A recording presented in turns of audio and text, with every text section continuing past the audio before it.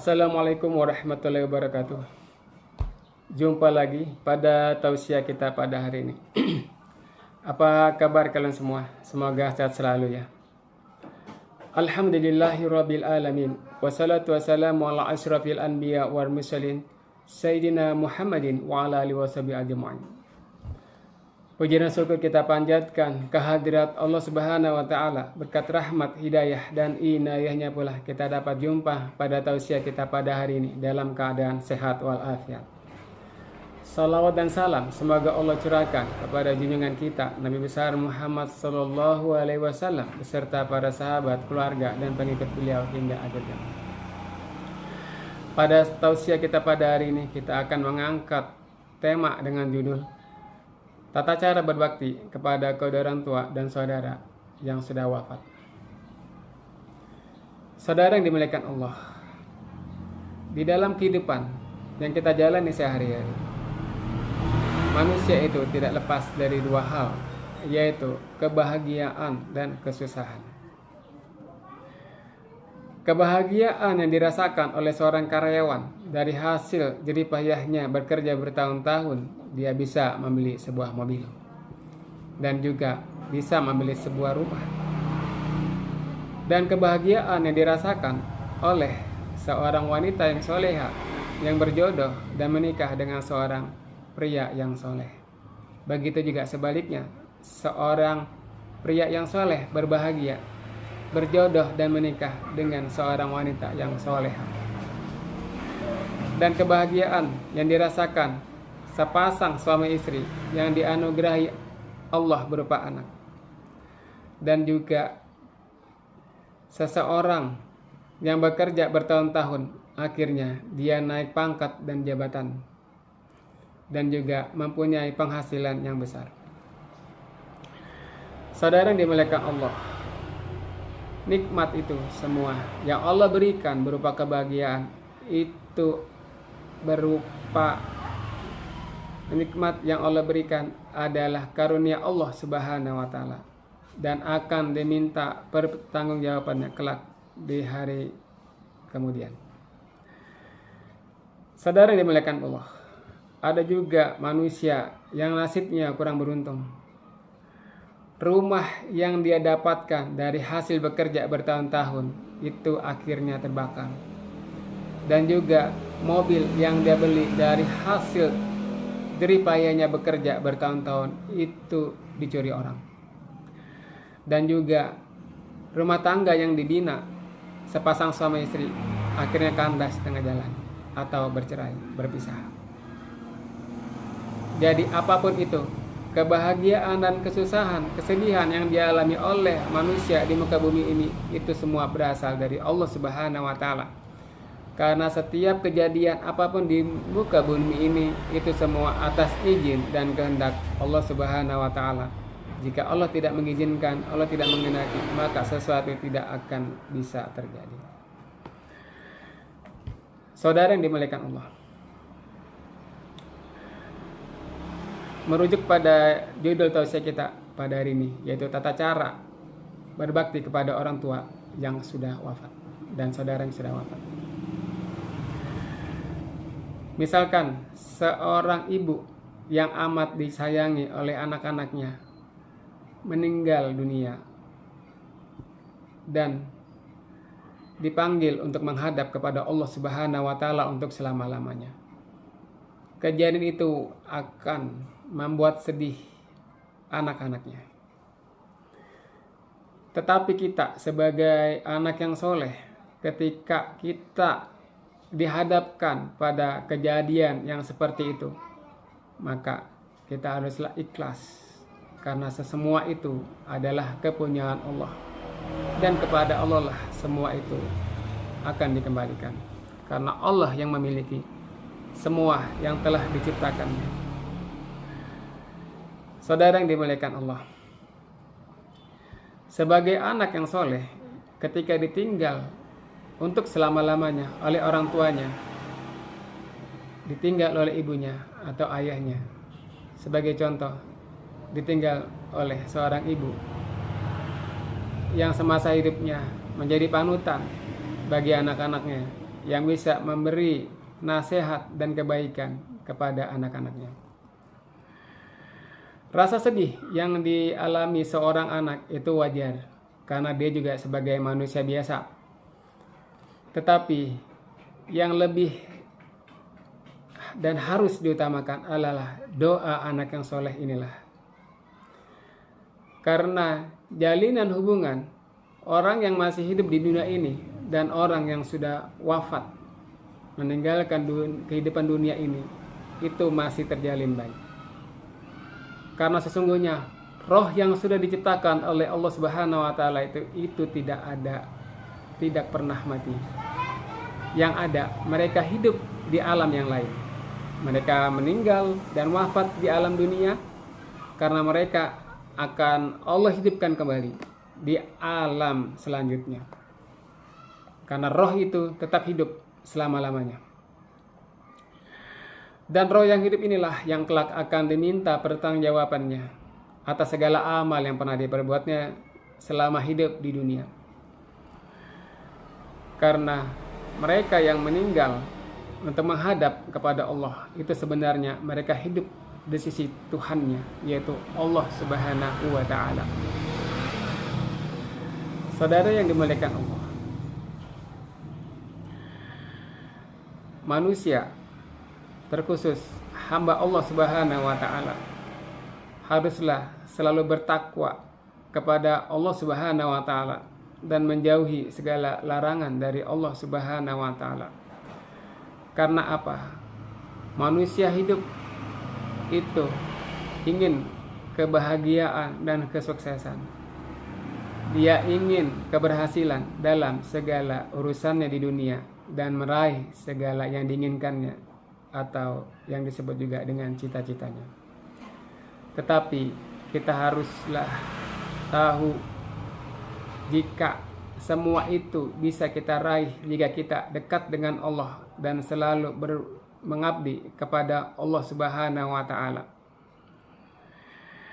Sebagai anak yang soleh, yang selalu dekat kepada Allah Subhanahu wa ta'ala, ketika dia ditinggal orang tuanya, seperti ditinggal oleh ibunya untuk pergi selama-lamanya menghadap Allah Subhanahu wa ta'ala, dia selalu mengiringi hari-harinya untuk selalu berkirim doa kepada almarhum yang sudah wafat.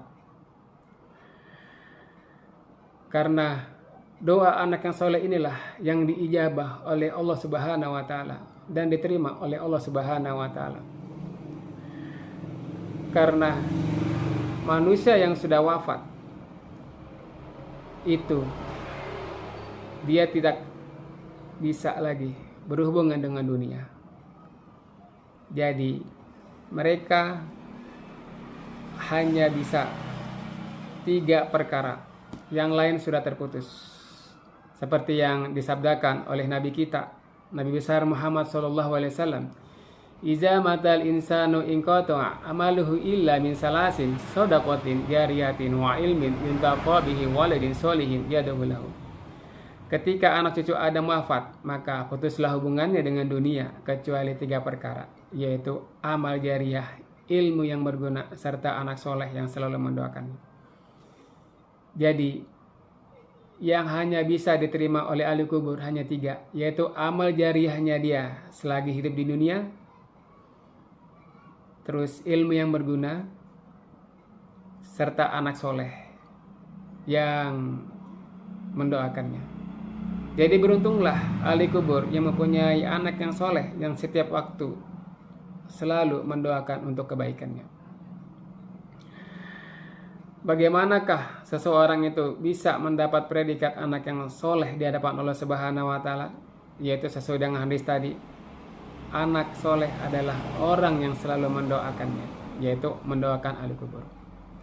Anak yang soleh itu dia sholat, dia sedekahkan sholatnya untuk ahli kubur, dia bersolawat, membaca Quran, dia juga mengerjakan amal-amal amaliyah yang baik yang lain. Semua itu dia hadiahkan kepada ahli kubur. terkhusus kepada kedua orang tua yang sudah wafat atau saudara dekat dan orang-orang yang disayanginya yang sudah wafat. Saudara yang dimuliakan Allah, jika seorang anak yang soleh ditinggal pergi untuk selama-lamanya oleh orang tuanya, sebagai contoh oleh ibunya, dan dia juga selama orang tuanya masih hidup, dia juga perhatian dan hubungannya baik, hablu minannasnya terjalin baik, itu mungkin tidak terlalu bermasalah. Tetapi kita sebagai anak yang soleh selalu tetap mendoakan untuk kebaikan orang tua kita yang sudah wafat. Dan bagaimanakah jika seorang yang dulunya hubungannya tidak baik dengan kedua orang tuanya, atau dia durhaka kepada kedua orang tuanya, apakah dia juga masih bisa diberi ampunan oleh Allah Subhanahu wa Ta'ala? Ini pertanyaan yang berat.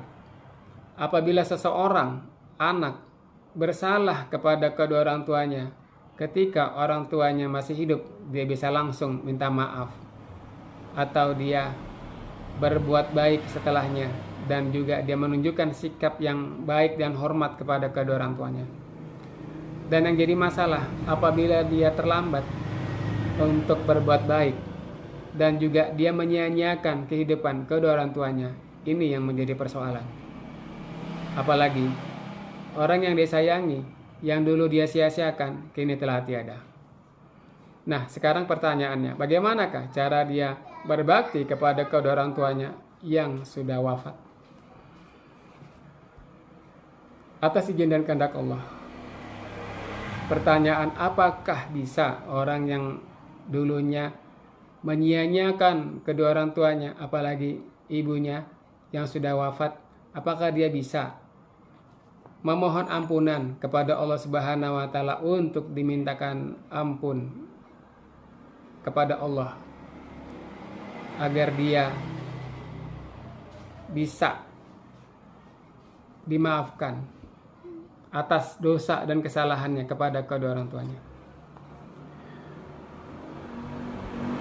Ya, inilah pertanyaannya ya. Atas izin dan kehendak Allah itu semua bisa.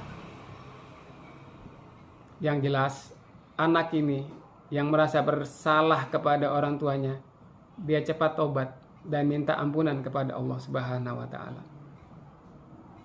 Jadi Allah tidak langsung mengabulkan permohonan maafnya. Karena apa? Karena dia dulu berdosa dan bersalah. Misalkan dia menyia-nyiakan kedua orang tuanya, apalagi itu ibunya. Semisal sepasang suami istri yang karena istrinya bermasalah dengan orang tua yang suami, akhirnya suami juga ikut durhaka kepada orang tuanya, atau kebalikannya. Nah, jadi seperti itu ya. Ketika anak ini menyesali perbuatannya dulu yang pernah dia lakukan kepada kedua orang tuanya, apalagi itu kepada ibunya, dia sangat menyesal. Tetapi sudah terlambat. Orang yang dia sayangi, yang dulu pernah dia sia-siakan, yang dulu pernah dia bermasalah dengan dia, itu sudah tiada. Nah, jadi atas izin Allah Subhanahu wa Ta'ala kita bisa berbakti. Allah masih memberi kesempatan untuk kita yang merasa bersalah dan berdosa, atau lagi kita durhaka kepada kedua orang tua kita, apalagi itu kepada ibu kita selama hidupnya. Itu masih kita diberi kesempatan oleh Allah Subhanahu wa Ta'ala. Selama napas kita dan nyawa kita masih ada, kita mohon ampun kepada Allah Subhanahu wa Ta'ala. Tetapi ampunan kita kepada Allah Subhanahu wa Ta'ala, walaupun itu kita lakukan sungguh-sungguh, itu tidak langsung diijabah oleh Allah Subhanahu wa Ta'ala. Allah ingin melihat keseriusan kita kepada Allah. Apa yang harus kita kerjakan, apa yang harus kita lakukan agar Allah mengampuni dosa dan kesalahan kita yang pernah kita lakukan kepada kedua orang tua kita, apalagi itu kepada ibu kita. Kenapa saya khusus menyebutkan ibu? Karena ibu inilah orang yang melahirkan kita ke dunia ini. dan juga merawat kita sewaktu kecil dan membesarkannya. Dan kedudukan ibu inilah sangat mulia di hadapan Allah Subhanahu wa taala. Dan doa seorang ibu itu tembus dunia dan akhirat. Jadi ketika wafatnya seorang ibu itu tidak ridho dengan kita, apapun yang kita kerjakan itu akan sia-sia. Karena apa?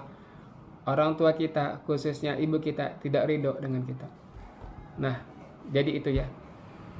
Apabila kita yang merasa bersalah kepada kedua orang tua kita yang sudah wafat, itu kita ingin mohon ampunan kepada Allah Subhanahu wa taala, itu jawabannya bisa. Tetapi Allah tidak langsung mengijabah dan mengabulkan permohonan kita. Allah ingin melihat kesungguhan kita. Bagaimana cara kita? Apa yang harus kita lakukan? Makanya Allah Subhanahu wa taala itu menyuruh kita sebagai hamba Allah yang dimuliakan oleh Allah untuk belajar ilmu pengetahuan, terkhusus ilmu agama. Bagaimana caranya kah kita untuk berbakti kepada orang tua kita yang sudah wafat, terkhusus bagi orang yang terlambat untuk meminta maaf kepada orang tuanya yang mungkin dia sia-siakan selama hidupnya. Jadi jawabannya atas izin dan kehendak Allah itu bisa, tetapi kita juga harus tahu tata caranya, yaitu lewat doa, ya. Jadi kita selalu berdoa kepada Allah Subhanahu wa taala untuk kebaikan orang tua kita yang sudah wafat. Apabila kita tidak memiliki masalah kepada kedua orang tua kita, apalagi kepada ibu kita, itu kita tetap juga mendoakan kebaikan buat mereka. Karena apa? Karena orang tua kita itu, khususnya ibu kita yang melahirkan kita, dan juga seorang ayah yang mencari nafkah buat kita. Jadi hubungan antara anak dan orang tua ini, walaupun orang tuanya sudah wafat, ini masih terjalin baik, yaitu melalui doa anak yang soleh. Saudara yang dimuliakan Allah, tidak ada kata terlambat bagi orang-orang yang ingin memohon ampunan kepada Allah atas dosa-dosanya, terkhusus dosa yang dia perbuat kepada kedua orang tuanya, yang dia tidak sempat minta maaf kepada orang tuanya atas kesalahan yang dia perbuat kepada orang tuanya.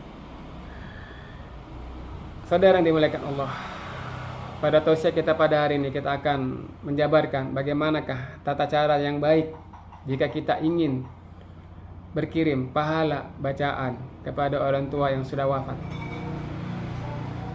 Apabila ini kita kerjakan terus-menerus, maka Allah akan menilai keseriusan kita untuk memohon maaf kepada Allah Subhanahu wa taala atas dosa yang pernah kita perbuat kepada orang tua kita, yang dulunya kita lalai merawatnya, atau juga kita juga tidak memperdulikannya, dan atau kita ada permasalahan lain kepada orang tua kita. Saudara yang dimuliakan Allah,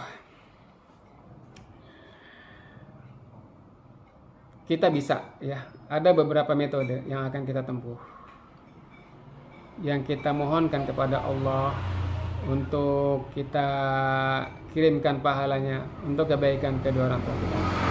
Yang pertama itu adalah lewat sholat. Kita mendirikan setelah sholat fardu yang 5, misalkan kita selepas sholat zuhur, setelah habis berzikir subhanallah, alhamdulillah, dan Allahu akbar masing-masing 33 kali, kita berdiri lagi, kita mengerjakan yang namanya sholat hadiah sebanyak 2 rakaat.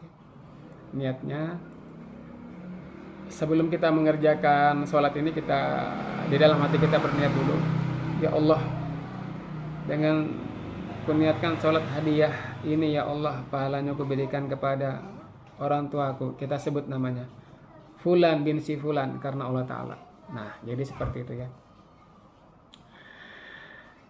Setelah itu baru kita ucapkan lafaznya, usolli sunatal hadiyati rakataini lillahi ta'ala, Allahu Akbar. Allahu akbar kabira walhamdulillahi katsira wa subhanallahi bukratan wa asila ini wajhatu wajhi ila ladzi fatara samawati wal. Oke, sudah selesai. Setelah itu baru kita membaca surat Al-Fatihah. Al-Fatihah, auzubillahi minasyaitonir rajim. Di dalam hati ya, bismillahirrahmanirrahim.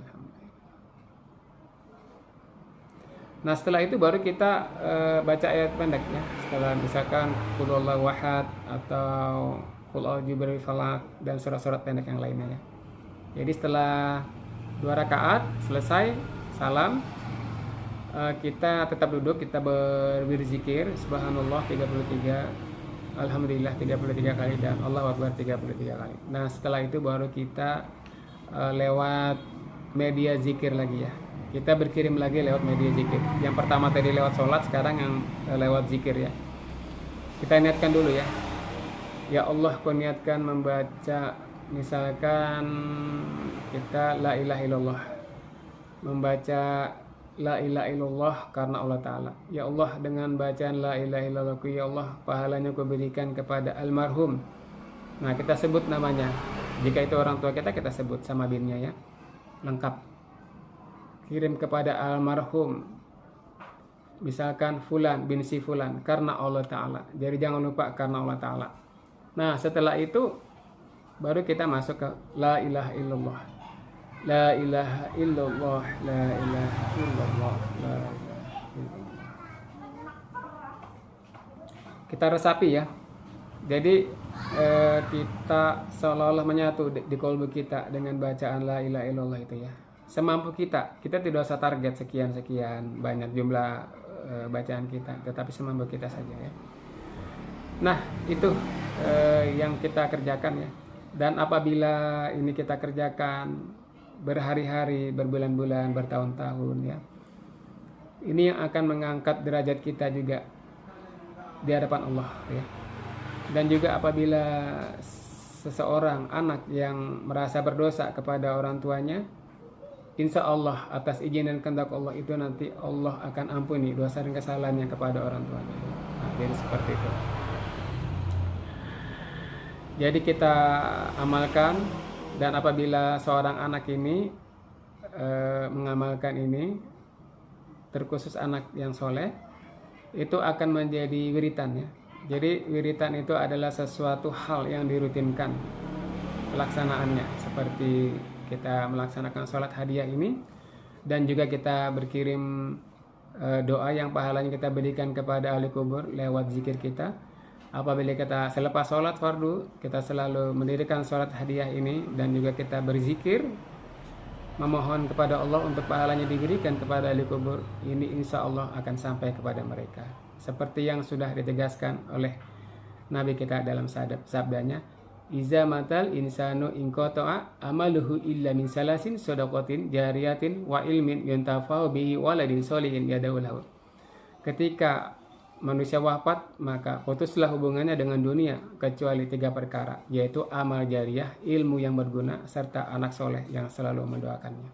Nah, jadi seperti itu. Jadi doa-doa anak soleh inilah yang bisa menolong dan membantu ahli kubur. Dan doa-doa anak yang soleh inilah yang nantinya juga bermanfaat bagi dirinya.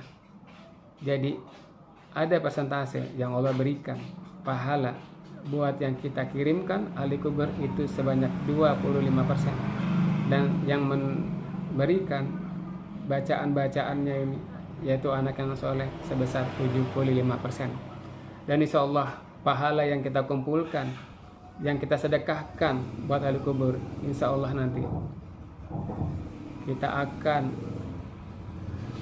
mendapatkannya di akhirat kelak, insya Allah atas izin dan kehendak dari Allah Subhanahu wa Ta'ala.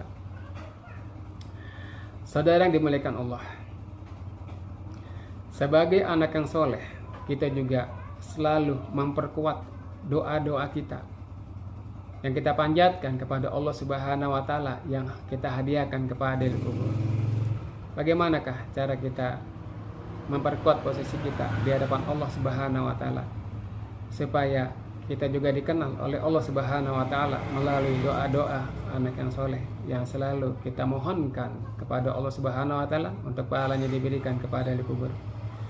Yaitu jawabannya, kita harus selalu membersihkan hati, jiwa, dan pikiran kita.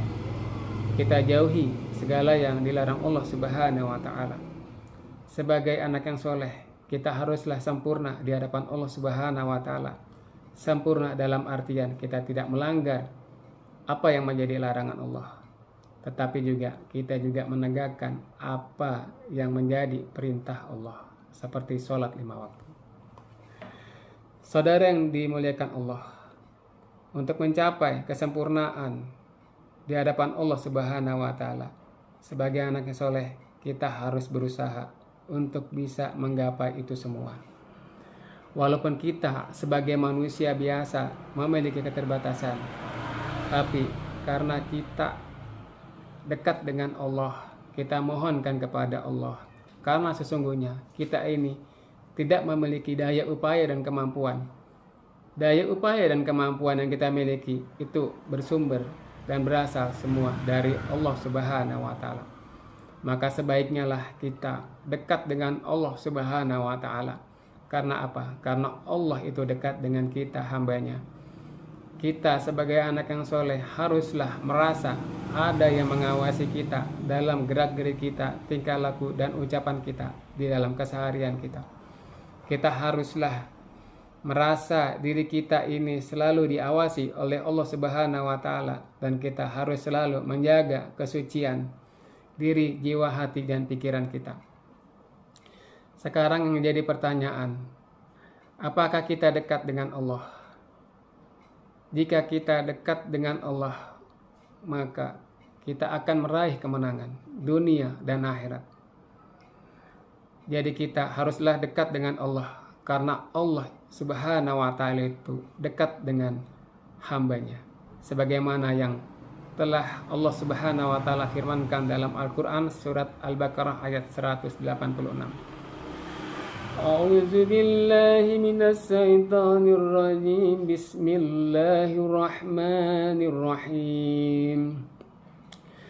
Wa idza sa'alaka ibadi anni fa'inni qarib juhibbu da'watad da'i idza da'ani falyastazibu li wal yu'minu bila'allahum yarsudun. Artinya, ketika diantara hamba-hambaku bertanya kepadamu ya Muhammad tentang aku, maka katakanlah, sesungguhnya aku dekat. Aku kabulkan doa-doa orang yang berdoa ketika dia memohon kepadaku, dan hendaklah mereka itu mematuhi segala perintahku agar mereka mendapat keberuntungan dan kebahagiaan. Jadi itulah Allah Subhanahu wa ta'ala memberikan informasi berupa ayat Al-Quran kepada Nabi kita, Nabi Muhammad SAW, lewat malaikat Jibril. Ketika Nabi kita ditanya, di manakah Allah? Maka Allah tegas menjawab, sesungguhnya Allah itu dekat. Saudara yang dimuliakan Allah, apabila kita sudah dekat dengan Allah, maka janganlah kita melanggar apa yang menjadi larangan Allah. Ikutilah perintah Allah dan jauhilah segala larangan yang sudah Allah tegaskan. Jadi kebahagiaan dan kemenangan bisa kita raih di dunia ini, apapun itu bisa kita peroleh, insya Allah, jika kita dekat dengan Allah dan selalu menjauhi larangan dari Allah Subhanahu wa ta'ala.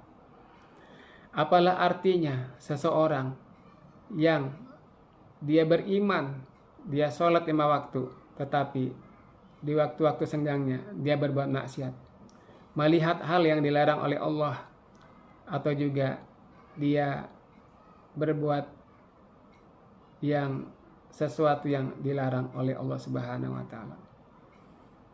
Betapa kecewanya dia ketika wafatnya. Dia kira amal kebaikan, sholatnya, zikirnya yang dia kerjakan, dan juga sedekah sana sini yang dia kerjakan, ketika wafatnya kecewaanlah yang menghampirinya, karena itu semua tidak bisa menolongnya. Karena apa? Karena kebaikannya, amal-amal solehnya yang dia kerjakan di dunia dilaksanakan juga berbarengan dengan perbuatan maksiat yang dia kerjakan. Apabila seseorang yang mengerjakan amal soleh kebaikan, dia sholat, dia juga berzikir kepada Allah Subhanahu wa Ta'ala, tetapi di waktu senggangnya dia juga berbuat maksiat, itu tidak ada artinya di hadapan Allah Subhanahu wa Ta'ala, karena semua pahala yang dia kerjakan itu hangus terbakar dengan dosa yang dia perbuat. Semoga kita nanti kelak di akhir hayat kita, insya Allah atas izin dan kehendak Allah, kita langsung masuk ke dalam surganya Allah Ta'ala. Kita bebas hisab, tidak ditanya oleh malaikat, insya Allah atas izin dan kehendak Allah, dengan syarat kita mengerjakan amal kebaikan, menjauhi selalu larangan Allah Subhanahu wa Ta'ala, dan juga kita selalu dekat kepada Allah Subhanahu wa Ta'ala. Apalah artinya seseorang yang beriman kepada Allah tetapi di penghujung hidupnya dia wafat dalam keadaan bermaksiat kepada Allah? Amat berat siksanya nanti. Karena apa? Dia sudah mengetahui ilmu Allah, dia sudah mengetahui hukum-hukum Allah. Apalah bedanya mereka dengan orang-orang yang tidak mengetahui hukum Allah, orang-orang yang tidak mengetahui kehidupan akhir. Itulah, jadi sekali kita bertobat, kita harus konsisten untuk selalu mendekatkan diri kita kepada Allah, dan harus juga konsisten untuk menjaga kesucian hati, jiwa, dan pikiran kita. Dan kita harus juga tetap ikhlas dalam melaksanakan perintah Allah, dan juga kita selalu berdoa kepada Allah Subhanahu wa Ta'ala untuk ditetapkan hati dan keimanan kita, dan juga tetap istiqomah di jalan Allah Subhanahu wa Ta'ala. Saudara yang dimuliakan Allah, jadi gambaran yang saya uraikan dalam tausiah ini, cara kita berkirim doa kepada ahli kubur lewat sholat yang tadi sudah saya ajarkan, dan juga lewat zikir, dan juga kita sedekah. Jadi apapun bentuk sedekah kita, insya Allah yang kita niatkan pahalanya untuk ahli kubur, insya Allah diijabah, dikabulkan oleh Allah Subhanahu wa Ta'ala. Jadi kita niatkan sedekah kita, barang atau uang yang kita berikan kepada fakir miskin, itu pahalanya kita niatkan untuk mereka yang sudah wafat, orang-orang yang kita sayangi, orang-orang yang kita cintai, seperti kedua orang tua kita yang sudah wafat, apalagi itu kepada ibu kita. Saudara yang dimuliakan Allah, jadi kesempatan bagi kita yang masih hidup untuk berbakti kepada orang tua terkhusus, dan juga saudara-saudara kita atau orang-orang lain yang kita sayangi yang sudah wafat, itu bisa ya. Jadi jalinan itu kita bisa raih lewat doa anak yang soleh. Kita mendoakan kebaikan buat mereka. Kita berdoa kepada Allah Subhanahu wa Ta'ala untuk kebaikan mereka di dalam mereka menjalani kehidupan mereka di alam barzah. Saudara yang dimuliakan Allah, beruntung jika kita selalu di setiap tarikan napas kita selalu memohon ampunan kepada Allah Subhanahu wa Ta'ala. Karena apa? Setelah kita sukses selalu berkirim doa kepada ahli kubur yang pahalanya diterima oleh ahli kubur, itu juga kita harus konsekuen dan secara kontinu melaksanakan itu selama kita masih hidup. Karena apa? Karena jika kita sudah wafat, kita sudah tidak bisa mendoakan mereka lagi. Jadi selama kita masih hidup, kita sebagai anak yang soleh haruslah, apalagi kepada kedua orang tua yang telah wafat, haruslah kita berbakti kepada mereka dengan cara kita berkirim doa kepada mereka. Kita mohonkan doa, kita panjatkan doa kepada Allah Subhanahu wa taala yang sudah saya jabarkan tadi tata caranya lewat sholat ataupun zikir, yang pahalanya kita niatkan kepada Allah untuk diberikan kepada ahli kubur. Yang jelas, apapun yang kita kirimkan itu adalah berupa kebaikan yang Allah berikan kepada ahli kubur. Dan kita sebagai anak yang soleh haruslah konsisten mempertahankan keimanan kita kepada Allah Subhanahu wa taala. Hari demi hari harus kita kikis dosa-dosa yang masih ada di tubuh kita. Kita minta ampunan kepada Allah Subhanahu wa taala atas dosa mata kita yang tanpa sengaja kita melihat hal-hal yang dilarang oleh Allah Subhanahu wa taala, atau kaki kita yang melangkah ke tempat maksiat yang dilarang oleh Allah Subhanahu wa taala. Selama napas kita masih ada, kita masih hidup, kita juga harus menghilangkan segala dosa yang ada di tubuh kita, supaya kita nanti ketika menghadap Allah itu sudah bersih. Bagaimanakah tata caranya? Nah, inilah yang harus kita pelajari. Makanya Allah Subhanahu wa taala itu menyuruh kita untuk belajar bagaimana cara menghapus kesalahan yang kita kerjakan di masa lampau. Bagaimanakah jika seorang manusia yang penuh dosa dan noda menghadap Allah, padahal dia juga tidak pernah berbuat kebaikan, apalagi berbuat amal soleh?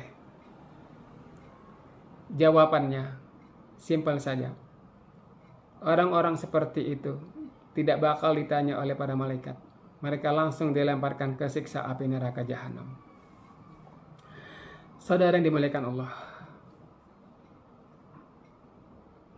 jadi kita sebagai anak yang soleh itu harus ada pembeda dengan orang-orang yang biasa. Kita harus selalu bertakwa kepada Allah. Kita harus menunjukkan kualitas diri kita di hadapan Allah Subhanahu wa taala. Ibadah kita harus selalu meningkat dan bukan malah menurun. Kita meminta ampunan kepada Allah seluruh anggota tubuh kita, karena kita juga doa-doa kita ini yang kita mohonkan, kita mohon kepada Allah, yang kita panjatkan kepada Allah untuk kebaikan ahli kubur. Allah juga memandang kualitas keimanan kita. Kita harus selalu bersih, sebersih-bersihnya. Jadi Allah juga cepat mengabulkan apa yang menjadi keinginan kita. Jadi kita perkuat doa kita dengan cara kita juga harus bersih lahir dan batin. Jiwa, raga, pikiran kita harus bersihkan. Apabila kita berdosa kepada Allah Subhanahu wa taala, apalagi berbuat maksiat yang dosanya besar, itu tidak gampang untuk kita mohon ampunan kepada Allah. Karena ada tata caranya yang harus kita tempuh. Jadi tidak semudah itu memohon ampunan kepada Allah, apalagi yang berhubungan dengan dosa besar. Jika seseorang bermaksiat, dia berdosa kepada Allah, dia mohon ampunan kepada Allah Subhanahu wa taala. Bertahun-tahun dia memohon kepada Allah untuk diberi ampunan atas perbuatan maksiatnya yang dia lakukan sebanyak 1 kali. Itu baru 1 kali, apalagi kalau sudah berkali-kali. Nah, itu bagaimana cara menjawabnya? Jadi itu baru dosa yang dia berhubungan langsung dengan Allah. Bagaimanakah dosa yang ibaratnya berhubungan dengan manusia? Contoh, misalkan mengambil barang yang bukan milik kita. Nah, jadi kita juga berdosa kepada Allah karena kita mengambil barang yang bukan milik kita. Kita minta ampunan kepada Allah. kita jalinan hablum minallah sudah baik. Tetapi Allah tidak langsung mengabulkan permohonan maaf kita. Karena apa? Kita masih tersangkut dengan manusia. Kita haruslah jujur dan mengembalikan barang yang pernah kita ambil kepada si pemiliknya. Nah, ini adalah hal yang berat yang jarang bisa dilakukan oleh orang manusia. Tetapi itulah yang harus kita lakukan apabila kita merasa bersalah yang menyangkut dengan manusia. Jadi jalinan hablum minallahnya terjalin dengan baik, dan jalinan hablum minannasnya juga terjalin dengan baik. Jadi Allah akan memberi ampunan kepada kita atas dosa yang kita lakukan di masa yang lampau. Dan juga kita harus meminta maaf kepada Allah apabila kita pernah berbuat maksiat. Sebagai contoh, kita pernah melangkahkan kaki kita ke tempat maksiat, tempat-tempat yang dilarang oleh Allah Subhanahu wa taala, atau juga kita pernah melanggar perintah Allah seperti kita melihat hal-hal yang dilarang oleh Allah Subhanahu wa taala. Nah, jadi kita jujur saja kepada Allah Subhanahu wa taala. Ya Allah, ampuni ya Allah dosaku ya Allah. Saya dulu pernah ya Allah melangkahkan kakiku ini ya Allah ke tempat yang Engkau larang ya Allah. Ampuni ya Allah kesalahanku ya Allah. Ampuni dosa kesalahanku ya Allah. Ya, kita sebutkan ya. Jadi satu persatu kita perinci kesalahan kita. Kita pernah berbuat apa saja, kapan itu kejadiannya, kita sebutkan, kita mendetail waktu dan tempatnya di mana. Ya Allah, ampuni dosa mataku ya Allah yang pernah melihat hal yang Kau larang ya Allah pada tahun sekian, jam sekian. Nah, itu harus mendetail ya. Karena apa? Manusia-manusia yang terlambat meminta ampunan kepada Allah Subhanahu wa taala secara mendetail tadi, dan dia tetap berdosa karena dia tidak tahu tata cara menghapus dosanya. Dan ketika dia wafat, dia ditanya oleh malaikat, pada suatu malam kamu berjalan ke tempat ini, apa yang kamu lakukan? Nah, pertanyaan itu kita tidak bisa jawab. Yang menjawab itu adalah kaki kita, karena kaki kita inilah yang kita pakai untuk melangkah ke tempat itu. Ya, seperti itu ya. Jadi kita cepat hapus dosa-dosa itu. Tetapi walaupun itu dosa besar, kita dengan sungguh-sungguh dan keikhlasan, dan juga kita sudah tahu tata caranya, cara kita menghapusnya, yaitu kita harus mendetailkan apa yang kita lakukan, kapan dan di mana. Itu harus kita detailkan ya. Karena kalau kita tidak mendetailkan, karena dosa yang kita perbuat dari kita masih anak-anak, remaja, dewasa, dan juga tua, itu amat banyak. Kalau kita secara umum saja memohon maaf, sementara dosa kita ini banyak, belum kita bersihkan satu persatu. Misalkan baju yang kotor ini banyak sekali. Di kerahnya kotor, di belakang kotor, di lengan kotor, di depan kotor, di kantongnya juga kotor. Nah, secara umum itu bagaimana? Jadi tidak kena semua, tidak rata. Jadi pengakuan kita atas dosa yang kita perbuat kepada Allah Subhanahu wa taala dengan perbuatan maksiat kita, itu harus kita bersihkan secara mendetail. Kita perinci perbuatan apa yang kita perbuat, kesalahan apa yang kita perbuat itu. Kita jujur kepada Allah, kita minta ampunan kepada Allah untuk itu dibersihkan. Dan setelah itu kita laksanakan, maka kita sudah mendapat ampunan, maghfirah dari Allah Subhanahu wa taala dan kesucian diri. Dan nanti kita akan merasakan manfaatnya.